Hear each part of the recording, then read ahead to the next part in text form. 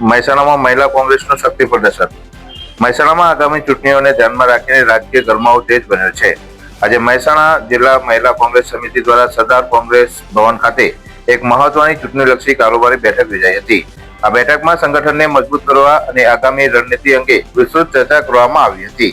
આ બેઠકમાં કોંગ્રેસના દિગ્ગજ નેતાઓની હાજરીમાં મહિલા કાર્યકરો નવો ઉત્સાહ મૂકવામાં આવ્યો હતો, જેમાં ઉપસ્થિત બળદેવજી ઠાકોર જિલ્લા કોંગ્રેસ પ્રમુખ, સુભાષિની યાદવ ઉત્તર ઝોન પ્રભારી, ગીતાબેન પટેલ ગુજરાત પ્રદેશ મહિલા કોંગ્રેસ પ્રમુખ, ઇન્દ્ર વિજયસિંહ ગોહિલ કાર્યકારી પ્રમુખ, અલકાબેન ક્ષત્રિય પૂર્વ સાંસદ, ડોક્ટર મેઘાબેન પટેલ જિલ્લા મહિલા પ્રમુખ, રશ્મિકાબેન પરમાર શહેર મહિલા પ્રમુખ. અને આ બેઠક બાદ માત્ર ચર્ચાઓ જ નહીં પરંતુ મેદાનમાં ઉતરીને વિરોધ પણ નોંધવામાં આવ્યો હતો.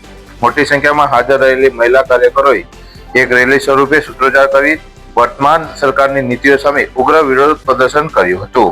મોંઘવારી અને મહિલા સુરક્ષા જેવા મુદ્દે કોંગ્રેસે સરકારને ઘેરવાનો પ્રયાસ કર્યો હતો. બ્યુરો રિપોર્ટ, રાષ્ટ્ર વિચાર, ગુજરાતી ન્યૂઝ.